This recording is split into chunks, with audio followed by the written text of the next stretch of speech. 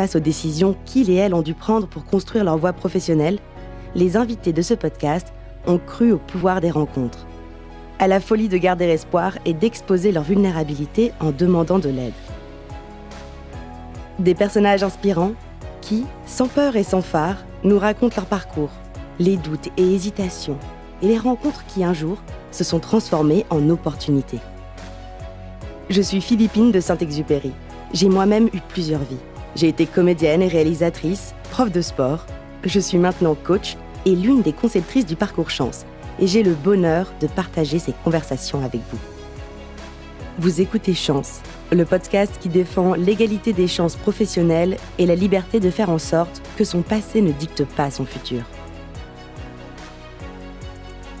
Pour ce nouvel épisode, je suis heureuse d'accueillir Christelle Tissot, fondatrice du média engagé Musae.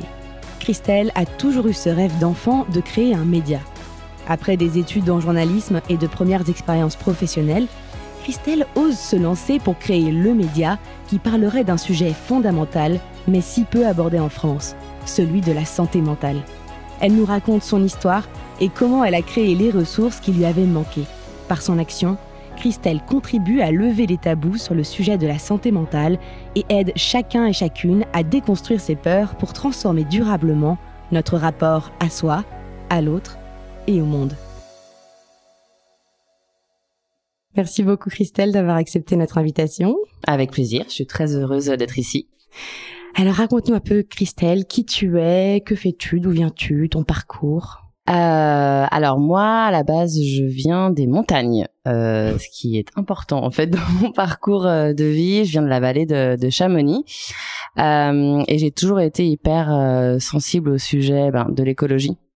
Forcément, avec effectivement le Mont Blanc et la mer de glace dont on voit en fait les impacts malheureusement du réchauffement climatique, mais aussi du développement durable de manière générale et notamment de la santé mentale qui en fait partie. C'est vrai qu'on n'a pas forcément l'habitude de le savoir, mais la santé mentale est le 3e objectif développement durable de l'ONU.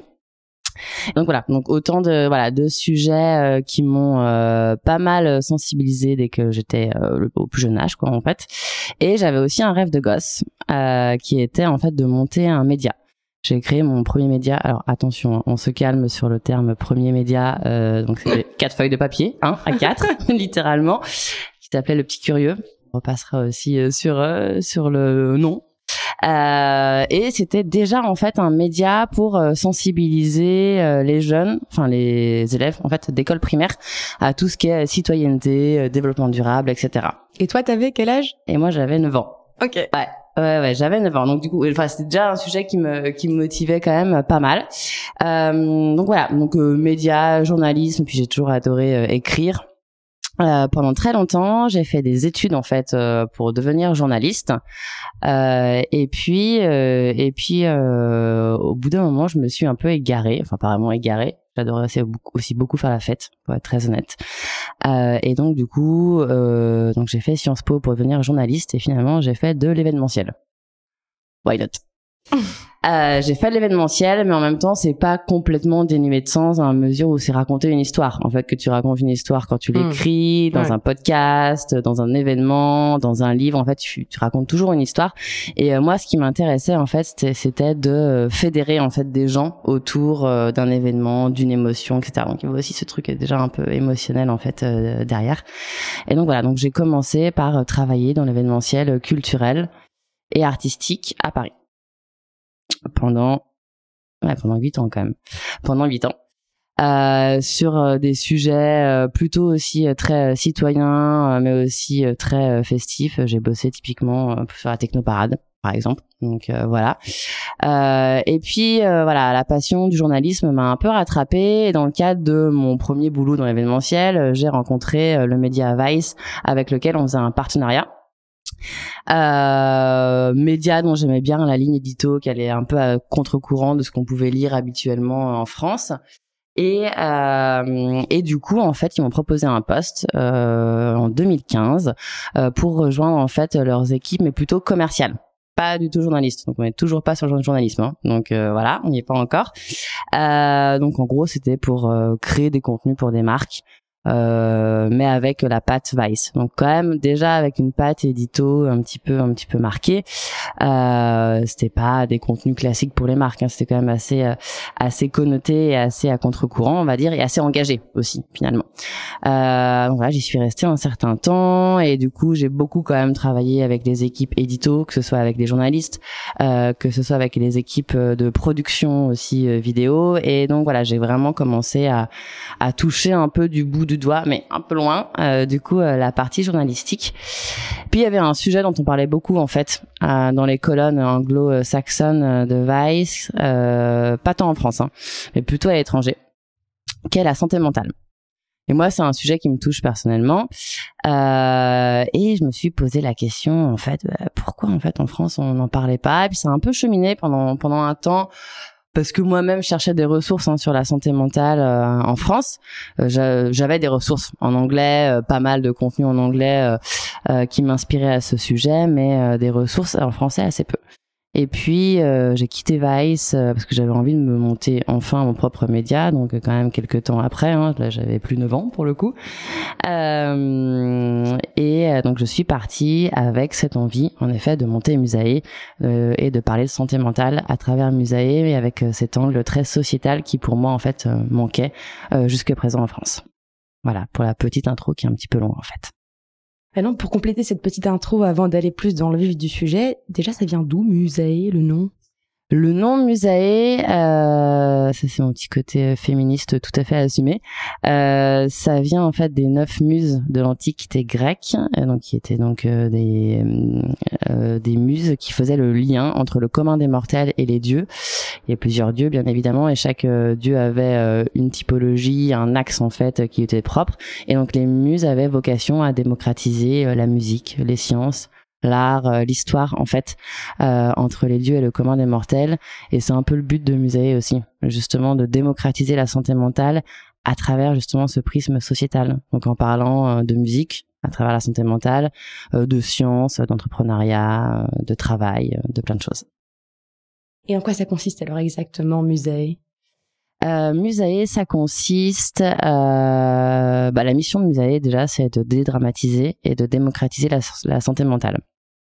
Une fois que tu as dit ça, c'est-à-dire, en fait, le but c'est d'apporter un autre discours sur la santé mentale, un discours qui n'existe pas trop en France en fait. D'une part parce qu'on n'est pas hyper à l'aise avec le sujet de la santé mentale, ou alors quand on en parle, c'est de manière très cliché, très anxiogène ou très pathologique, et on n'en parle pas effectivement avec cet angle un petit peu plus doux, un petit peu plus positif, où effectivement on rend à dispo des notions à disposition de tout le monde pour effectivement que les gens puissent avoir des ressources eux-mêmes pour parler santé mentale, pour lever des tabous sur des mots qui leur sont à l'intérieur, et puis aussi pour retrouver des solutions.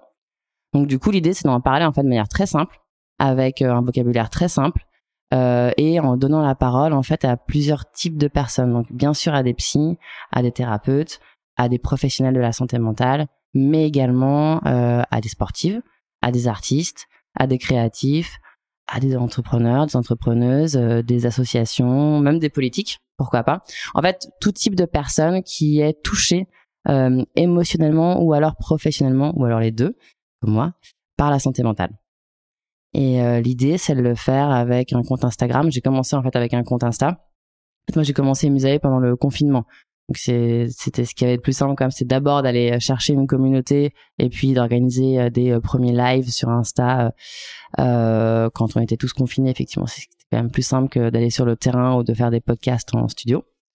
Et après, j'ai assez rapidement lancé la newsletter, qui est une newsletter bimensuelle qui, elle, va plus aborder des sujets de société à travers la lecture de la santé mentale. Donc ça peut être par exemple, j'ai fait un sujet sur les JO à Pékin et la santé mentale, sur la musique et la santé mentale, même sur les élections présidentielles et la santé mentale. Voilà, là, après des sujets plus légers en apparence, comme la diet culture et le summer body et la santé mentale. Donc c'est assez varié. C'est une news qui paraît toutes les 2 semaines, donc 2 jeudis par mois.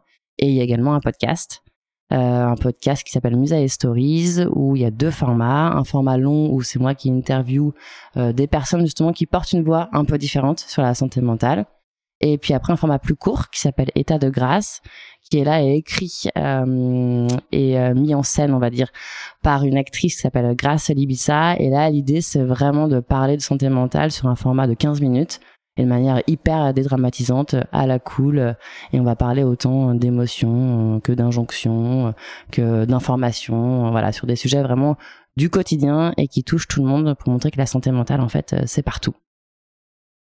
Et donc, qu'est-ce que c'était ta motivation au fond pour monter ce média? Parce qu'on entend plusieurs choses. On entend effectivement de donner un regard différent à la société. Il y a peut-être aussi une histoire de public, puisque tu parlais de dédramatiser, de parler de façon simple. Et puis, tu as aussi parlé de toi, ton expérience personnelle. Donc, c'est un mix de tout ça?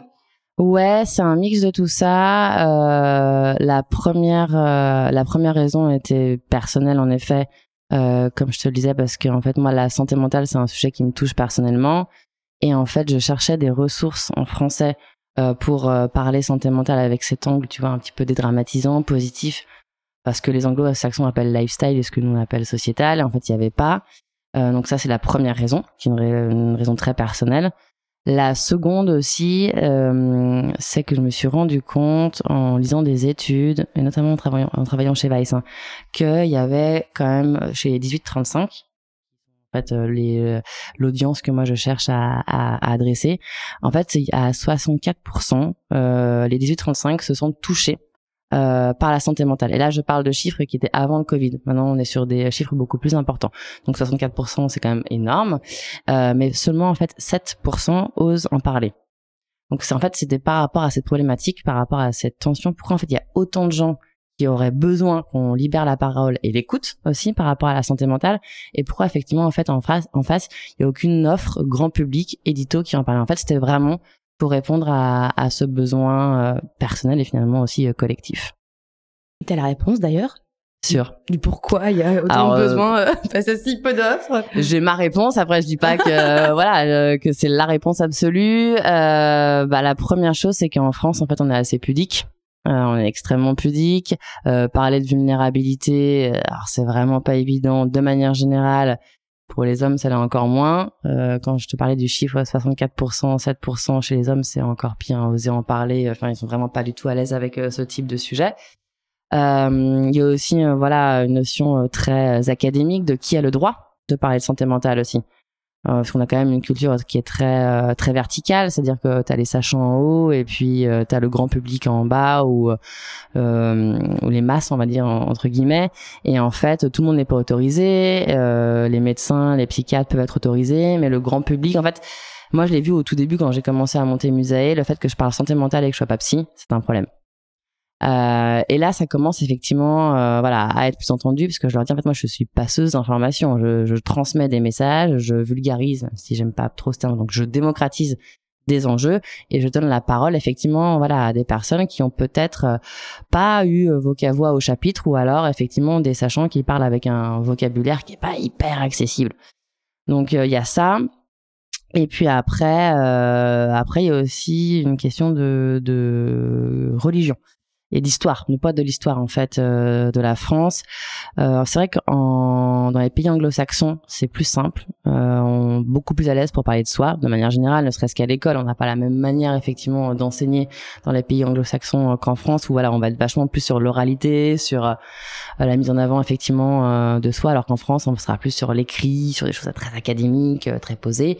La religion effectivement catholique a aussi beaucoup stigmatisé, on va dire, la santé mentale, en disant effectivement c'est soit il y a les fous, soit il y a la bien-pensance. Et effectivement, dès que t'es catégorisé dans la catégorie folie, en fait c'est compliqué en fait, parce que du coup t'es très stigmatisé. On a plutôt tendance à vouloir effectivement ne pas te voir, t'enfermer, parce que tu vas troubler l'ordre public. Et donc en fait effectivement il y a aussi cette notion très, on va dire, religieuse et politique sur la folie, on veut pas la voir, on la stigmatise. Il y a beaucoup d'auteurs qui ont parlé de ça, notamment Michel Foucault, un philosophe qui a écrit effectivement un livre, l'histoire de la folie, dans les années 60-70, livre en fait qui a été enseigné en France en sociologie seulement dans les années 90, et qui a d'abord été enseigné par exemple en Angleterre ou aux US, pour dire effectivement, alors que c'est un auteur français, pour dire effectivement à quel point on n'était pas encore prêt. Donc en fait, c'est un mix. C'est un mix effectivement très sociétal et très éducatif et aussi voilà de la façon dont les Français veulent bien se raconter quoi. Et comment, dans ce contexte où il y a toutes ces barrières externes quelque part, qui sont un héritage culturel, religieux, académique, etc., comment est-ce qu'on crée un média comme ça de zéro? Alors ça c'est pas facile par contre. Alors comment on le crée? Alors déjà moi j'ai choisi vraiment une super période. C'est-à-dire que alors je suis partie de chez Vice en 2019, j'ai réfléchi un peu à mon projet, etc. Et j'ai fait un premier lancement sur la partie en fait on va dire B2B de Musae en mars 2020. Super. Mars 2020, c'est le début d'un petit truc qu'on appelle le Covid. Donc du coup, en fait, ça a été mis. Finalement, j'ai lancé le projet et puis je l'ai arrêté au bout de 2 semaines. Et pendant 6 mois, en fait, j'ai eu le temps de réfléchir, refaire un business plan 1 fois, 2 fois, 3 fois, 4 fois, 15 fois. Mais aussi, en même temps, j'ai eu le temps de me poser vraiment sur la ligne édito et de creuser un peu plus cet axe santé mentale qui était un peu trop flou, je pense, au début. En tout cas, j'avais pas cette ligne édito qui disait dédramatiser et démocratiser. Donc, je dirais, voilà, ce temps de réflexion, finalement, c'était pas plus mal. Après, voilà, moi, je monte ce média seul. Enfin, en tout cas, j'ai pas d'associé. J'ai une personne qui travaille avec moi qui s'appelle Jade. C'est ce que j'ai l'habitude de dire sur l'entrepreneuriat solo. C'est un roller coaster, quoi. C'est-à-dire que parfois t'as des moments de kiff ultime où tu te dis ouais c'est trop bien, je suis arrivée à faire ça toute seule, ou alors j'ai ce sujet, j'ai réussi effectivement à donner la parole à telle personne. Enfin, t'as un sentiment d'accomplissement personnel qui est hyper cool.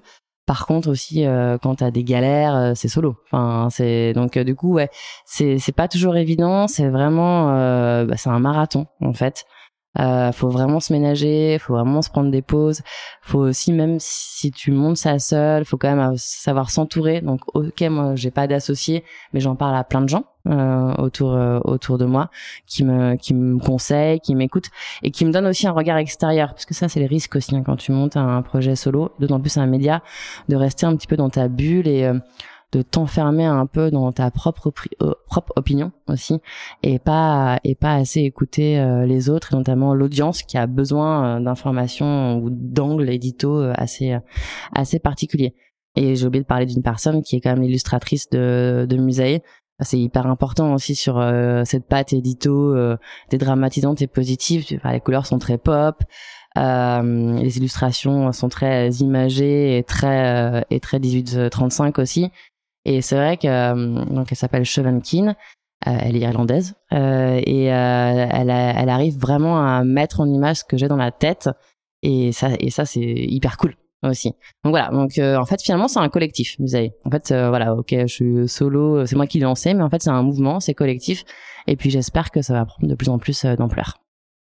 Ok, donc si là je retire quelques conseils que tu donnerais potentiellement vu de ton expérience, et bien sûr tu me dis s'il y en a d'autres, ce serait déjà de prendre le temps de spécifier, préciser l'intention avant de se lancer tête baissée, de prendre un peu de recul. Ce serait cet aspect roller coaster, donc montagne russe dont tu parlais, se dire il y aura des hauts, il y aura des bas, donc voir ça comme un marathon plus que comme un sprint, et de bien s'entourer aussi bien en extérieur pour avoir un regard extérieur et pas s'enfermer dans un biais ou un prisme, et puis s'entourer aussi à l'intérieur, l'équipe, pour un petit peu être l'extension du mouvement que tu as lancé, pour justement que ça devienne non pas juste une initiative solo, mais un mouvement. Ouais, exactement. Et sur le premier point, je reviendrai parce qu'il est hyper important. Ce premier point de pourquoi tu montes ton projet, quel qu'il soit, pas forcément qu'un média, c'est pourquoi tu le fais. Il y a effectivement ce propos, moi qui était la ligne édito, mais qui est en fait la raison d'être de manière générale, tout type de projet.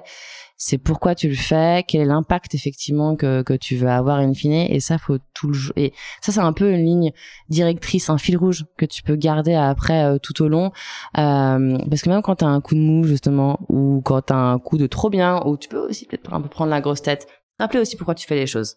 Pourquoi à la base aussi tu fais les choses, et moi je sais que c'était vraiment par rapport à ce principe de des médias en vrai il y en a plein, des contenus il y en a plein de plus en plus, il y a ce truc d'infobésité où tu prends des contenus toute la journée, etc. Et aussi le fait de dire que les contenus ça pollue, ça a un impact aussi carbone. Donc c'est juste pour créer un énième effectivement post Instagram, un énième podcast ou une newsletter, je me dis en fait non, ça sert à rien, Christelle, mais est-ce que ça apporte de l'utilité à l'audience? Et c'est vrai que pour moi, les retours les plus chouettes, c'est effectivement quand on me dit, voilà, trop cool, ça m'a permis de mettre des mots sur mes mots, ça m'a permis de m'informer sur tel sujet, ça m'a permis effectivement de prendre rendez-vous avec une psy ou un psy. Voilà, c'est vraiment ces retours-là qui sont hyper importants et qu'il faut garder en tête. Ça, c'est la première chose. Et aussi parce que la santé mentale des entrepreneurs et des entrepreneuses est particulière. C'est-à-dire que dans cette raison d'être, faut faire la différence entre pourquoi tu fais, l'impact, et le fait que ce n'est pas toi. Ton entreprise, ce n'est pas toi. Ton projet, ce n'est pas toi. C'est deux choses différentes. En fait, il faut pas te confondre dans ton travail, parce que sinon, en fait, t'as plus aucun recul. Tu prends tout personnellement et en fait, tu ne t'arrêtes jamais. Et ça peut aussi, créer de l'épuisement professionnel, enfin ce qu'on appelle le burn-out. Et ça, on l'a beaucoup vu, notamment pendant le Covid. On en a assez peu parlé. Moi, j'avais fait une newsletter à ce sujet sur la santé mentale en entrepreneuriat. On a vu en fait un phénomène arriver chez les entrepreneurs qui est le phénomène d'empêchement. En fait, au-delà du burn-out, c'est-à-dire de tout le temps travailler, c'est-à-dire qu'il y avait aucune visibilité qui leur été apportée, parce que forcément, incertitude de savoir si on va être reconfiné, incertitude de savoir effectivement si tes clients vont prendre le risque effectivement de venir signer des contrats chez toi, incertitude de savoir effectivement pour certains types de métiers si tu seras autorisé à recevoir du public, enfin voilà tout ça. Et le fait d'avoir aussi peu de visibilité a créé ce sentiment d'empêchement, et certaines personnes effectivement qui ont malheureusement eu pas le choix ont effectivement n'ont fait que travailler tout le temps jour et nuit, et ça a créé une nouvelle forme de burn-out où effectivement les personnes s'identifiaient complètement à leur entreprise sans avoir effectivement de recul ou se rendre compte que voilà, la vie aussi, je suis aussi une personne sociale, une épouse, une mère, une pote, enfin peu importe, mais en tout cas de pas se cantonner qu'au travail, ça c'est hyper important.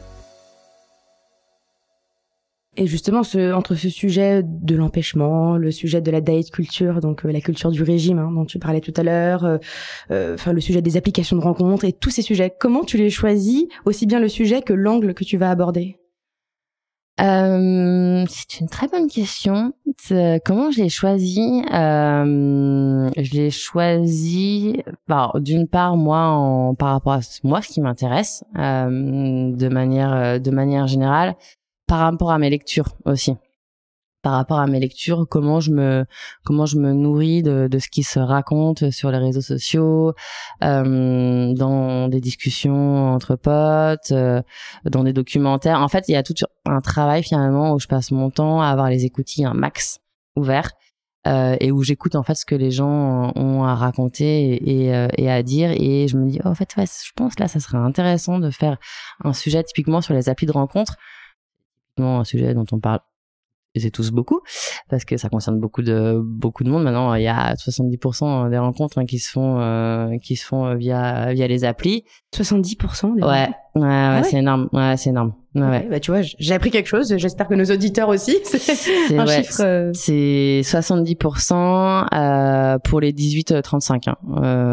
70%. Et oui, qui est ma cible, et ça c'est un chiffre qui vient des US, mais généralement on peut faire après des extrapolations en Europe, et je me dis 70%, ok, et le nombre de discussions ou de choses que je vois sur Insta, sur TikTok, où on te dit effectivement comment gérer le ghosting, par exemple, comment gérer effectivement tes relations affectives via les applications. Et je me dis forcément, si on en parle à ce point-là, il y a un sujet santé mentale derrière, et donc du coup je vais me renseigner là-dessus, et je pose des questions aux gens, et je lis beaucoup.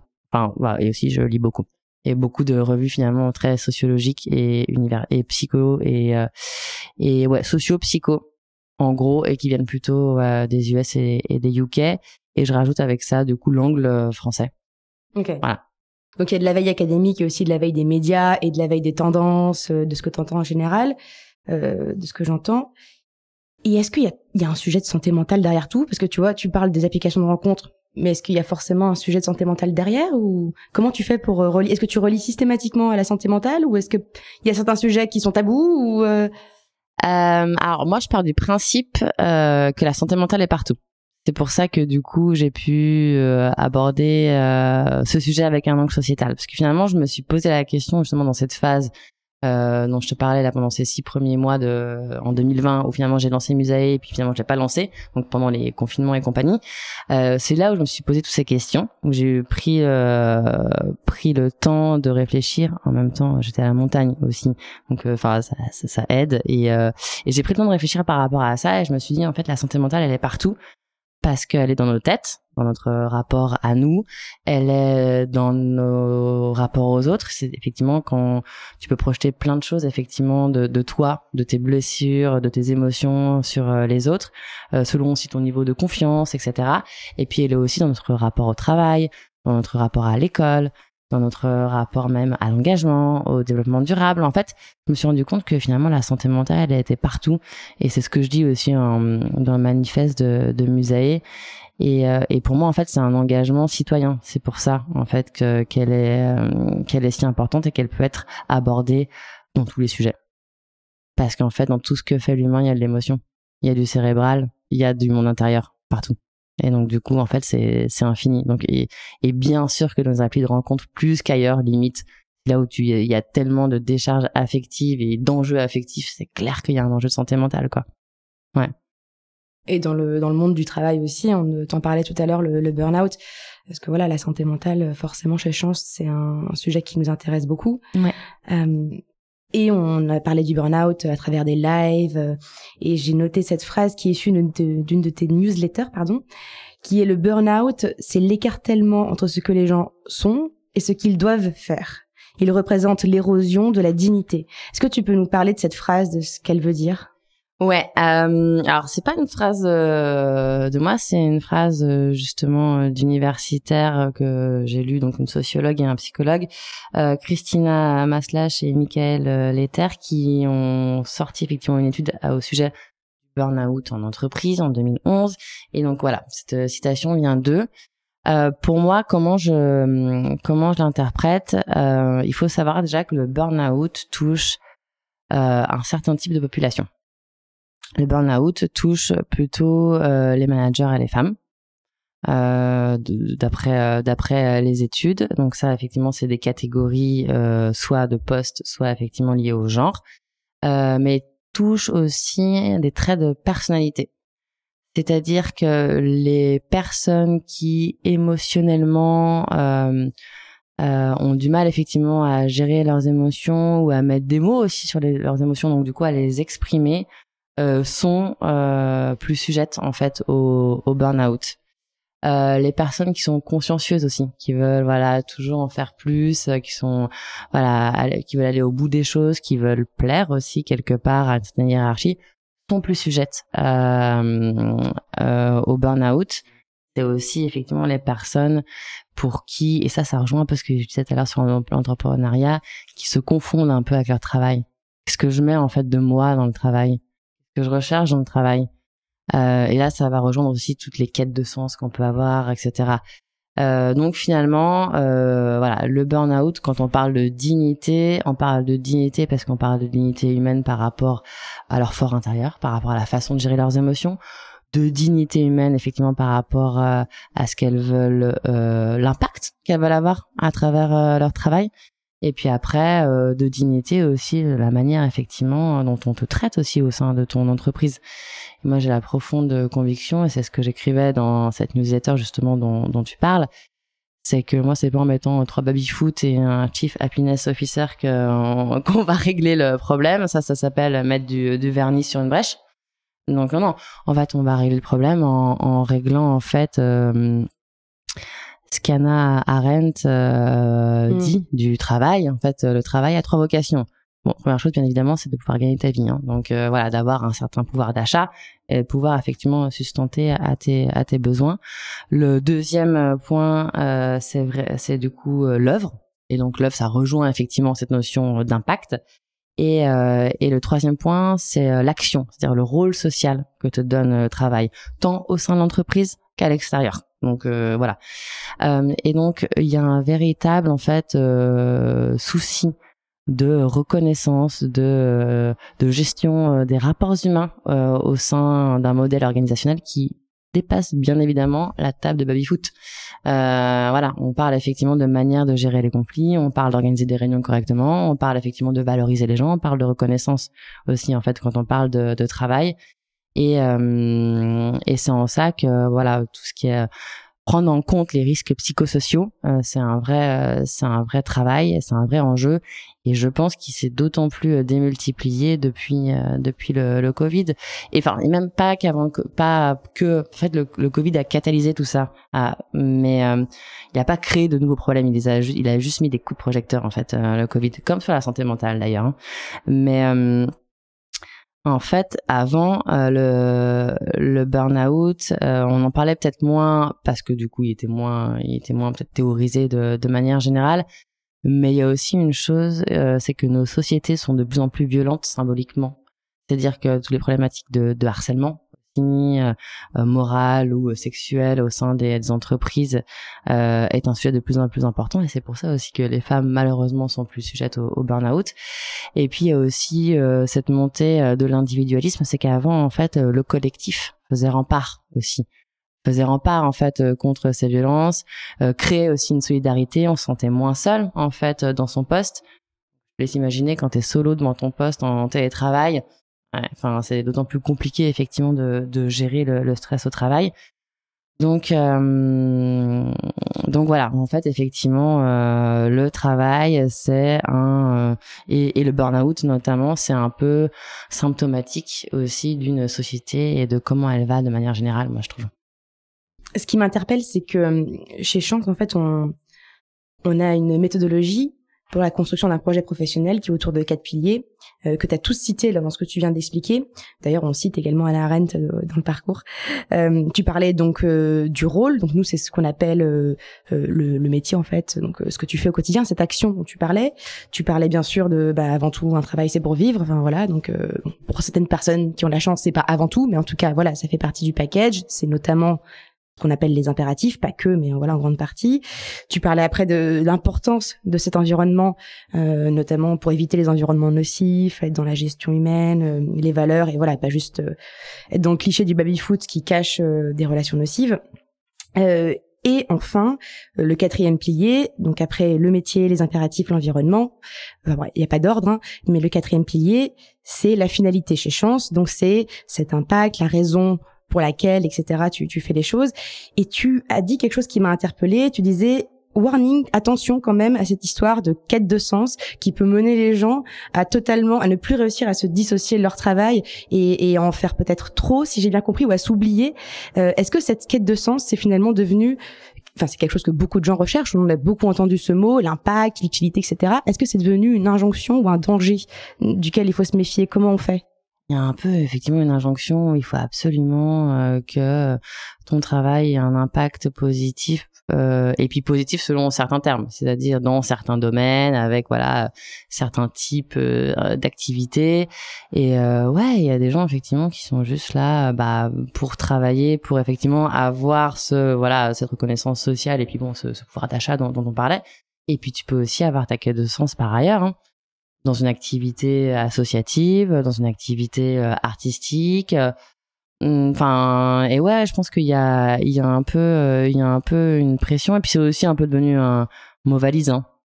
Quête de sens, qui est un peu galvaudé, ou parfois qui est un peu galvanisé, en disant oui super, donc la quête d'essence, on va se positionner sur tel type de sujet, et puis en fait on se positionne pas vraiment sur tel type de sujet, c'est plus du greenwashing ou du social washing ou...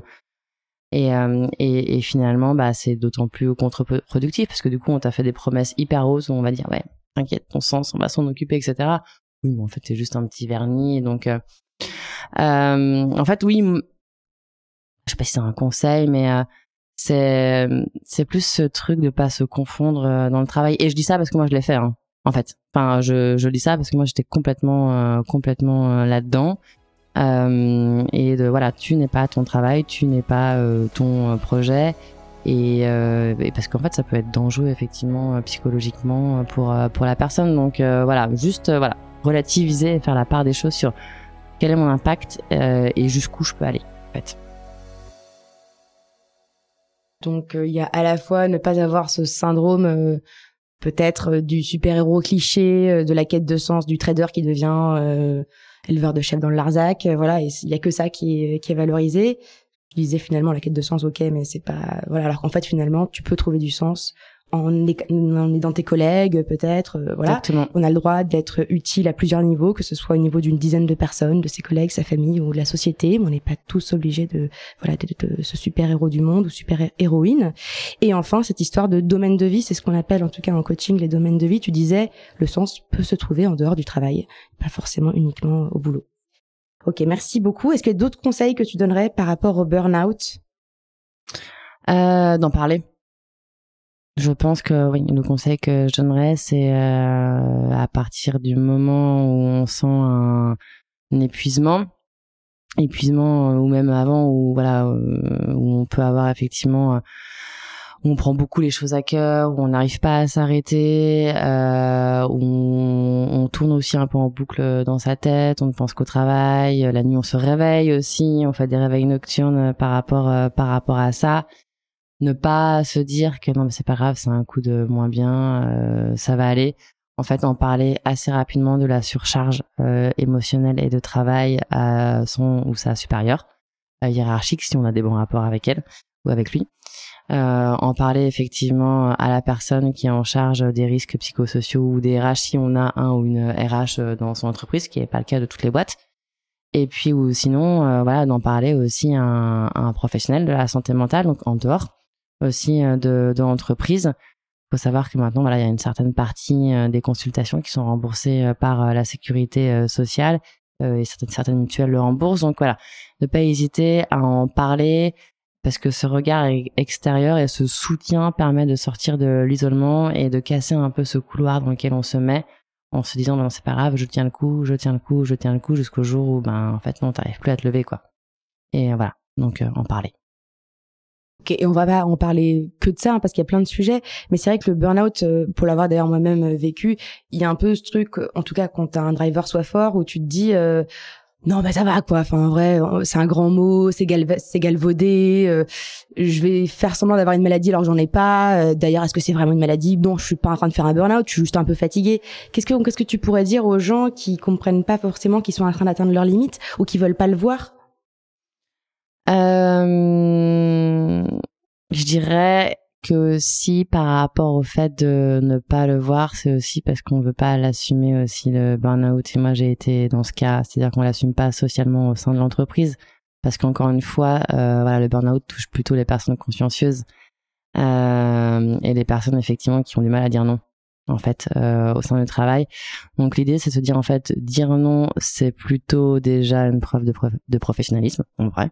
Donc il n'y a pas du tout de problème par rapport à ça et aussi en fait ouais c'est s'écouter, prendre le temps en fait de faire des pauses pour s'écouter, en fait savoir où on en est psychologiquement et physiquement. Si on est à balle effectivement, qu'on est tout le temps dans des émotions hyper hautes, qu'on n'arrive pas à faire le tri, etc., ça c'est sûr, c'est un signe où l'épuisement professionnel est vraiment pas loin. Donc faut en parler au plus vite, et le fait d'en parler effectivement, voilà, ça permet d'arranger la situation par rapport à soi, mais ça permet aussi d'apaiser peut-être aussi de relations au sein d'une organisation. Donc ça peut être que bénéfique d'en parler, et c'est bien de lever les tabous par rapport au burn-out. C'est bien de lever les tabous par rapport au burn-out pour voilà le faire reconnaître comme une vraie maladie professionnelle, ce qui n'est pas encore le cas.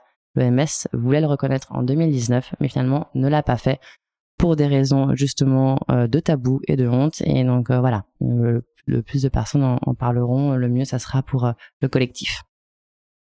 Et toi, c'est quoi ton sujet de prédilection? Bon, c'est peut-être le burn-out, hein, tu as le droit, mais si c'est pas le burn-out, qu'est-ce que c'est? Non, ce n'est pas le burn-out. Moi, c'est le lien entre la santé mentale et l'éducation. Je trouve qu'en fait, c'est vraiment dans le domaine de l'éducation ou la santé mentale, la prise en compte en fait de la santé mentale a le plus à apporter. Moi, clairement, mon coup de cœur de rencontre Musae, depuis que j'ai monté ce média, ça a été la rencontre avec Banlieue School. Banlieue School, c'est une association qui met la santé mentale, les neurosciences et la psychologie positive à disposition en fait de programmes de mentoring et également pour des jeunes qui sont donc pour le moment donc issus du 93, mais ils ont vocation en fait à s'élargir à d'autres zones géographiques et qui voilà souhaitent effectivement s'insérer dans des filières qui leur sont pas forcément accessibles tout de suite, donc les filles et les jeunes femmes et la filière scientifique, des personnes qui sortent de milieu carcéral et qui souhaiteraient en fait se réinsérer et reprendre un cursus scolaire, ou tout simplement des personnes qui ont des projets entrepreneuriaux et voilà qui trouvent pas encore forcément la bonne écoute pour finaliser leur projet, pour le faire avancer, voilà. Et en fait ouais j'adore ce qu'ils font parce que humainement tu vois direct en fait les bienfaits d'une approche comme ça sur l'éducation, sur l'avancée aussi de ces jeunes, sur la maturation du coup des projets entrepreneuriaux, des projets scolaires quels qu'ils soient. Et pour le coup je pense qu'il y a un gros boulot en France, notamment au niveau du collège et du lycée, sur la prise en compte de la santé mentale. Ça permettrait en fait d'un point de vue professionnel d'avoir des orientations peut-être un peu plus efficaces pour tout le monde, en tout cas un peu plus épanouissantes surtout. Donc ouais, moi ça a été vraiment mon coup de cœur, et puis en fait je prends vachement de plaisir à écrire sur ce sujet. Et justement tu parles d'accessibilité aux filières scolaires. Chez Chance en tout cas on a conscience et on a décidé de porter haut et fort le fait que il y a aussi un souci d'accessibilité aux opportunités professionnelles, avec un peu une dictature du carnet d'adresses, voilà, et surtout quand tu es dans un parcours non linéaire et qu'il y a une réorientation, t'as pas forcément les contacts dans la nouvelle projection professionnelle. Et dans ce sens-là, on a créé les duos. Et toi, justement, il me semble que tu as été mise en relation avec Manon. Ouais, exactement. Tu peux nous en parler? Moi, j'ai été mise en relation avec Manon, en fait, sur la base de ce que je te disais en tout début de ce podcast, des valeurs et des moteurs qui me portent depuis le tout début, que sont l'environnement, l'écologie, le care, donc le soin, à travers la santé mentale, et également l'engagement citoyen. Et en fait, on m'a mise en relation avec Manon, qui a un projet en fait associatif en région Occitanie, de développer une association ou un projet entrepreneurial autour de ces sujets-là pour des personnes justement qui n'y ont pas forcément accès. Donc d'avoir une pédagogie, une éducation autour de ces valeurs et de les démocratiser. Et puis finalement, ça rejoint aussi un peu la raison d'être de Musée, encore une fois, de démocratiser voilà des savoirs, des engagements autour voilà de la solidarité, de l'écologie et de la santé mentale. Je mets le care du coup dans la santé mentale. Donc, voilà. Et si on revient à un aspect un peu plus pragmatique, je repense à ce que on disait tout à l'heure sur les 4 piliers, et j'aimerais bien revenir sur celui des impératifs, qui est peut-être pas le plus sexy. Ouais. Mais j'avoue que je me demande comment est-ce qu'on vit d'un média. Comment on vit d'un média? On vit d'un média. Alors c'est pas une sinécure. Mais l'idée en fait moi en tout cas mon modèle c'est j'ai une partie donc l'ensemble des contenus sont gratuits sur Musée, et en fait j'ai une partie Musée Lab, on va dire qu'il y a la partie B2B de Musée qui en fait du conseil et positionne les organisations, donc autant les collectivités que les entreprises que les ONG, sur 3 sujets: l'environnement, l'inclusion sociale et la santé mentale. Donc là je fais du conseil stratégique sur comment se positionner sur ces sujets, et deuxième point ensuite comment effectivement on embarque soit les collaboratrices et collaborateurs en interne autour de ces sujets, soit alors auprès de l'externe, donc le grand public, pour faire savoir effectivement les actions concrètes qu'on a mises en place par rapport à ces sujets RSE, et comment on en parle encore une fois de manière pédagogique. Donc avec une vocation on va transmettre des notions, on va rendre ça accessible, on va rendre ça effectivement positif pour embarquer un maximum de personnes. Pour le moment, je le fais quand même plutôt pour des collectivités territoriales, notamment j'ai travaillé pour la communauté urbaine de Dunkerque cette année autour de problématiques autour de l'inclusion sociale et de l'environnement. Et puis aussi, j'ai déjà travaillé pour des marques qui se positionnent sur la santé mentale, comme Reebok. Voilà, donc cette partie-là finalement qui finance la partie média. Et tu en as vécu tout de suite ou c'est quelque chose que je veux dire, ça faisait déjà partie de ton business plan à la base ou est-ce que c'est quelque chose qui s'est développé par la suite? Non, ça faisait partie de mon business plan dès le début. J'ai d'abord lancé la partie lab avant de lancer la partie média, parce que je suis quelqu'un de très, on va dire, petit pas par petit pas, et que dans tous les cas, j'avais pas non plus beaucoup d'investisseurs, j'avais pas d'investisseurs tout court pour produire les contenus, donc il me fallait de l'argent en fait pour produire les contenus, parce que effectivement l'idée c'est que tout le monde soit rémunéré à la hauteur de son travail, ce qui est normal. Et donc voilà, j'ai d'abord commencé par la partie lab qui fait partie depuis le début de Musae et la partie média est arrivée 1 an après en fait. Hyper intéressant, merci pour cette précision de la théorie des petits pas et puis aussi d'être pragmatique avant tout pour ensuite pouvoir faire cette fameuse raison d'être, mais peut-être dans le bon ordre entre guillemets qui était pour toi en tout cas le bon ordre. Oui, en tout cas moi qui était l'ordre qui me rassurait. Voilà, parce que toi, tu avais besoin de ça. Ouais, c'est ça, l'ordre qui me rassurait. Et moi, je suis vraiment dans une politique des petits pas.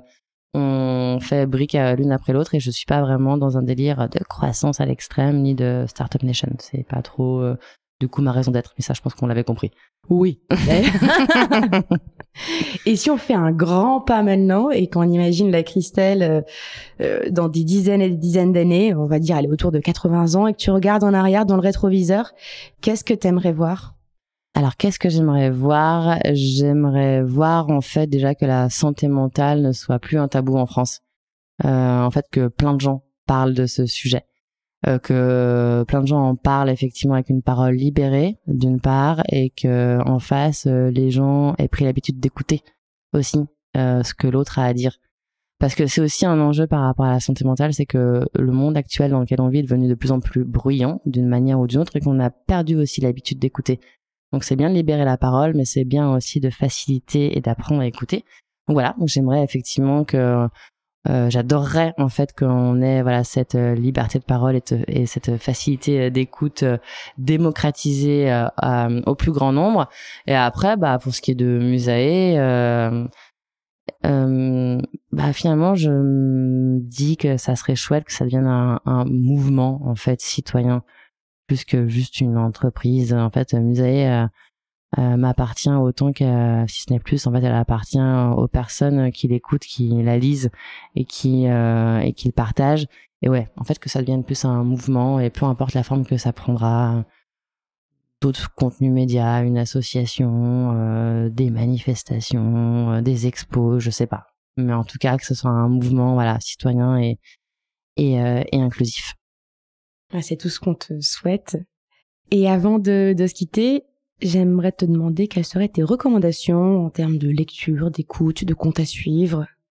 Oui, alors des recommandations, il y a un sujet qui est assez important et qu'on voit de plus en plus, qui est l'éco-anxiété.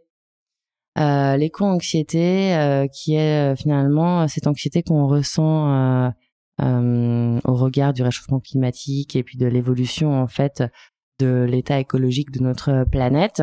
C'est le sujet qui va être le sujet phare de la Journée mondiale de la santé mentale en 2022, donc qui arrive là le 10 octobre.